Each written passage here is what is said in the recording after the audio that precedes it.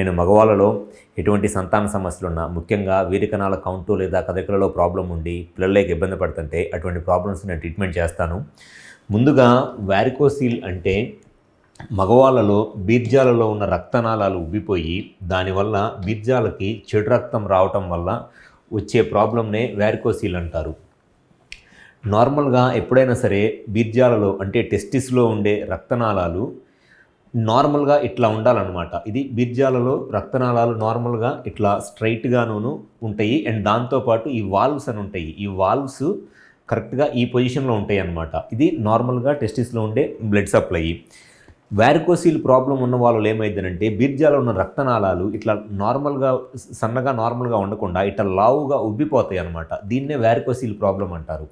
So ఎవరిలో అయితే ఈ వారికోసిల్ ప్రాబ్లం ఉంటుందో, ఈ వారికోసిల్ ప్రాబ్లం ఉన్నప్పుడు స్లోగా ఈ టెస్టిస్లో ఉన్న వెయిన్స్ డ్యామేజ్ అయిపోయి ఈ వాల్వ్స్ ఉంటాయి, నార్మల్గా ఇట్లా ఉండవలసిన వాల్వ్స్ ఇట్లా ఇర్రెగ్యులర్ షేప్లో అయిపోయి ఈ బ్లడ్ వెజల్స్ డ్యామేజ్ అయిపోయే ప్రాబ్లమ్నే వారికోసిల్ అంటారు. సో ఈ వారికోసిల్ ప్రాబ్లం వల్ల వచ్చే ఒక మెయిన్ సమస్య ఏమిటి అని అంటే, ఎప్పుడైతే ఈ వాల్వ్స్ డ్యామేజ్ అయిపోతాయో, ఈ వాల్వ్స్ డ్యామేజ్ అయిపోయి వారికోసిల్ ప్రాబ్లం స్టార్ట్ అయితే స్లోగా టెస్టిస్కి చెడు రక్తం ఎక్కువగా వస్తుంది. ఆక్సిజన్ లేని చెడు రక్తం ఎక్కువగా వచ్చి టెస్టిస్ డ్యామేజ్ అయిపోయింది.